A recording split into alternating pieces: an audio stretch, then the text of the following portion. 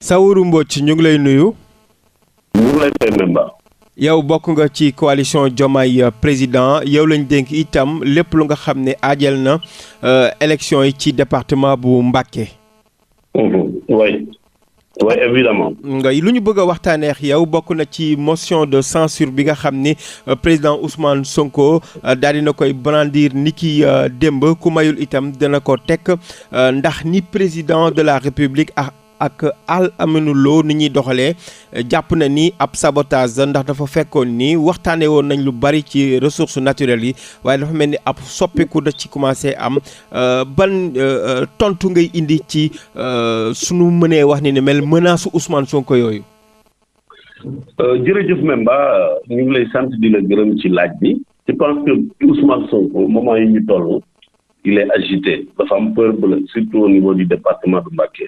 à notre grande surprise gis nañ moo annoncé motion de censure bu fekkee ne gars yi dañuy continuer sur di logique bi ñu jël di ko wax ne menaces yooyu mënu dévier la mouvance gouvernementale ñun ambition yi yor di ko doxal ak programme yi yor di ko doxal du moom moo ñu koy dicter il n'est plus premier ministre donc il n'a qu'à rester à l'Assemblée nationale bàyyi ñu doxal suñu stratégie bàyyi ñu doxal suñu ambition te dans nos ambitions il y a le volet économique qui est très important pour le gouvernement du Sénégal je pense que da koy jima politiquer dafa yor assemblée nationale bëgg ko politiquer mais ñun du ñu nangu loolu te li mu wax nii aussi du ñu yëngal ci lenn du tax ñu changer suñu ambition du tax ñu changer fi ñu teg suñu tànk merci Memba.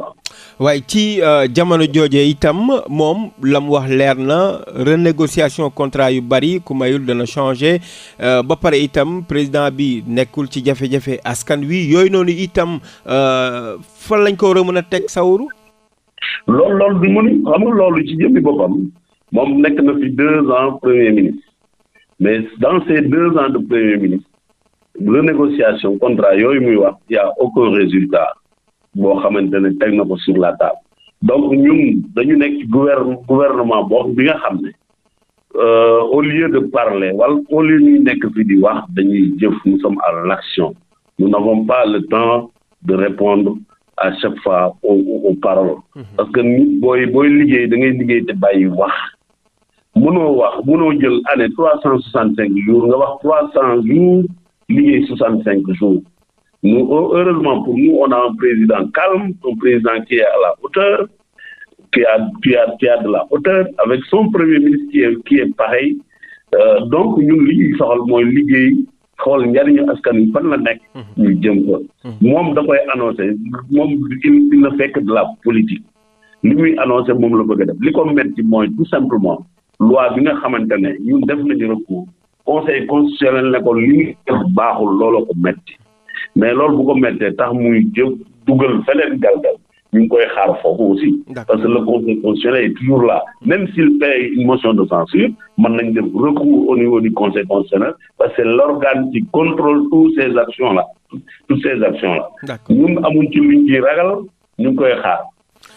Oui ci waxtaan wi ba tey Saourou Mbodj yemook Ousmane Sonko nekkoon ci département bu Mbacké bi président de la République moom tam recevoir ay maire yu nekk ci département bu Mbacké Linguère yooyu noonu yëpp itam ñëw won ko soutien am bu ko jàppale ba tax na nee na juróom-ñetti fan ci weeru août dana lancer li nga xam ne itam moom moo jëm ci parti bi yéen naka ngeen di waajalee li ni mel ak tey ñi nga xam ne tey ñoo nekk ay maire fukki maire ak juróom yu nekk ci département bi ñoo nañ jàppale Bassirou Diomaye Diakhar Faye da nga jàpp ni loolu mën na soppi lu bari ci département bi. bien sûr mën na soppi lu bari parce que 15 maires bu ñëwee au niveau parce que 16 communes la ñu am 15 maires yëpp rejoindre ko au niveau de la coalition loolu déjà soppi na lu bari parce que maire bu nekk da ngaa gagner sa localité am ay nit parce que ñun fa lañ dëkk maire bu ne xam nañ sa poids te en plus de ces maires là ñu rejoindre coalition bi ay cadre ne fa ñoo xam ne aussi dañu am poids loolu dañuy am suñu xel day dal. ci département de Mbacké beneen bi mooy le fait que le président de la République crée son parti c'est tout à fait normal parce que dafa am ay ambition comme dafa am ay ambition il faut mu créer appareil boo xam ne moo koy permettre mu sukkandiku ci pour mën a liggéey loolu comme y a des bisbilles entre moom ak beneen wàll bi c'est normal mu créer propre appareil am ñi nga xam ne ñoo ko ci fekk si déjà les maires sont là plus de 300 maires yu rejoindre ak ñi fi nekkoon ñu créer parti ce sera vraiment un appareil très fort pour conquérir les suffrages des Sénégalais loolu aussi c'est tout à fait normal. mais bon. oui c'est important ci département bu Mbacké bi itam yéen a ngi koy wàcc ci jamono ji nga xam ne itam am na ay nomination yi nga xam ne itam am na fa Abdoulaye Niane mi nga xam ne itam moo nekk DER gis nañ itam Habib Diop mi nga xam ni mooy directeur général bu SAR bëri na fay tànk lool itam dégg naa ni mooy coordonnateur communal bi ce qui veut dire que yéen a ngi travailler ci ab dynamique pour mën a yeesal teg ay bànqaas ci département bi.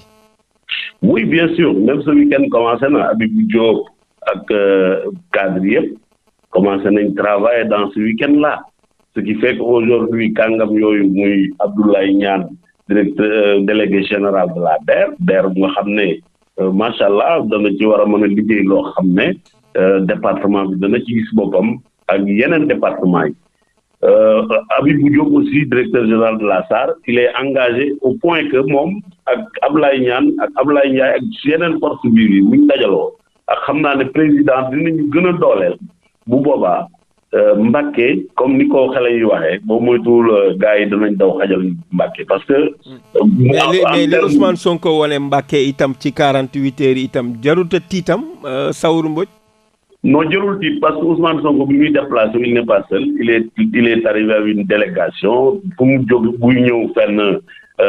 kenn ku ne waa Thiès dañuy ñëw waa Tivaouane dañuy ñëw kenn ku ne da ngay di seeni loolu tiitaluñu parce que ñun xam nañ réalité électorat bu département de Mbacké Macky Sall boo ñëwoon suba mooy gën a fees te pourtant Macky Sall amul fa dara Macky Sall bu ñëwoon suba ñëpp dinañ génn topp ko Abdoulaye Wade bu ko duggoon suba ñëpp dinañ génn topp ko gis nga topp boobu mouvance boobu ci wàllu cérémonie loolu c'est pas un indicateur.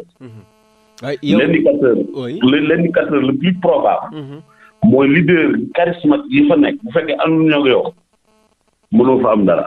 lu leer laa la wax. mais yow yaa yor élection yi ci Diomaye président ci département bi électorat bi ban diisaay la am ci département boobu. waaye département de Mbacké c'est l'un des départements yi xam moo gën a peuplé au niveau du Sénégal.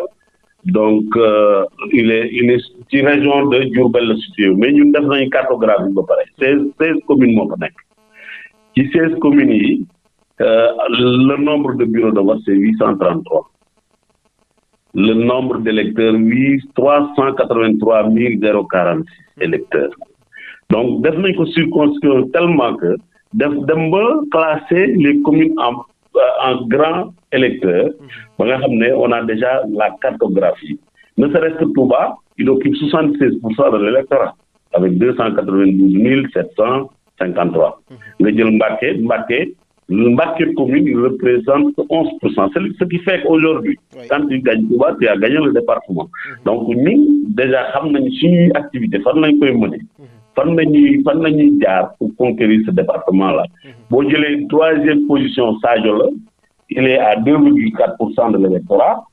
Quatrième position, c'est Taïf, il est à 1,9% de l'électorat. Missirah, 1%. Donc tout le reste, nos efforts, nous concentrer au niveau des 5 grandes communes là, de gagner à 100%. Mais comme politique addition là, ça n'empêchera pas que notre appareil soit structuré dans toutes les communes.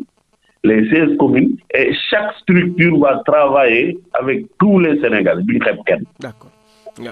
alors yamook Saourou Mbodj xëy na mooy actualité bi gis nañ ni ancien président de la République Macky Sall ñu ngi koy xaarandi ajjuma fukki fan ak juróom ñaar ci weeru juillet fii ci diwaanu Ndakaaru te bu ñëwee itam président de la République dina ko dalal recevoir ko mais dafa yamook itam président de la République bëgg poste secrétaire général bu Nations Unies si xibaar yi en tout cas daal fa lañ ci tolloogum ban lecture nga ci am président dafa war a soutenir Bassirou Diomaye Diakhar Faye wala taxawaayu démbam la war a continuer. ma ne lépp mën nañ ko changer rien n'est trop tard parce que nit ki su fekkee ne dafa juum ci approche au début walbatiku jaaraat ci la mu waroon a jaar ñun ay ab leader lañ yor. Le président de la République Bassirou Diomaye Diakhar Faye c'est un homme qui est calme, qui a de la hauteur, c'est un grand leader et le leader ne regarde pas trop le rétroviseur. Le leader cap lay xool te Macky Sall aussi quoi qu'on puisse dire c'est un président de la République qui a servi le Sénégal 12 ans mais avant les 12 ans même il était dans le gouvernement de Abdoulaye Wade, n'est-ce pas? Donc moom bu bëggee dellu si Sénégal kenn mënu ko tere déjà mais bu bëggee gis en plus le président de la République bien sûr dina ko accueillir à bras ouverts. Maintenant soxla na secrétaire général de l'ONU doomu Sénégal la. doomu Sénégal la bu jaree jàppale dañ koy jàppale. fii amul benn anomalie bu am ci diggante ay nit. bu Bassirou bu ko waree jàppale da koy jàppale parce que doomu Sénégal la. Macky Sall nekk na secrétaire général de l'ONU loolu dañ koy rafetlu ñëpp koy rafetlu. waaw léegi nag nit boo bëggee avancer doo attardé wu ci yi nga xam ne amoon na démb. da ngay xool ci sa kanam te jéggale te jàll. d'accord. loolu buñ joxee exemple Nelson Mandela bi mu ñëwee bu ñu jëlee réewam li mu njëkk a def mooy jéggale def inclusion couche sociale yëpp mu woo leen ne leen nañ leen liggéey n'est-ce pas. donc loolu mooy li nga xam ne moo war a am ci Sénégal il faut qu'il y ait un dialogue ressource bu ñu soxla boo xamante ne war nañu mën a jariñ dara ñu ànd ak moom liggéey loolu mooy dëgg mooy yoon. d'accord te Macky Sall te ressource bu am solo la. jërëjëf Saourou Mbodj ñu ngi lay sant di la gërëm bu baax ci disponibilité bi. merci Mbemba kontaan nañ bu baax ci sa interview bala may tëj rek damay di ma ko def woon en français damay sant di gërëm le président de la République Bassirou Diomaye Diakhar Faye di ko ndokkeel di ko wax ne ko fi mu teg tànkam noonu la ñun ànd nañoo moom juste ci lépp loo xamante ne tënk na ko parce que moo ñu doy parce que nous sommes des républicains di sant di gërëm. Secrétaire général madame Mimi Touré moom it mu ngi liggéey bu am solo parce que moom moo gérer la coalition bala may terminer di sant di gërëm suñu coordination départementale à la tête docteur Abdoulaye Niane qui est plus que engagé délégué général de la DER je pense que dana def résultat yu am solo buñ ko àndandoo ak moom ñun ñëpp les forces vives du département on va gagner le département de Mbacké sans bruit. Merci beaucoup Mbemba. jërëjëf merci beaucoup di fàttali ni yow coalition Diomaye président nga bokk yow lañu dékk lépp loo xam ne itam élection la ci département bi.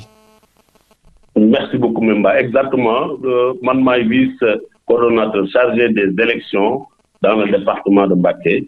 Déjà on a commencé à faire nos plans stratégiques les structurations suñu documents yoo xamante ne defar nañ ko bu pare j'ai déjà écrit tout le programme. Les activités à court terme, long terme, tout est déjà écrit. On a déjà maîtrisé notre cartographie, notre carte électorale. Li ci des mooy bu ñu xasee commencé ba dem suñu activité gars yi dinañ xam ne lépp dëgg la. loolu du nu roog pire. jërëjëf. jërëjëf Mbemba.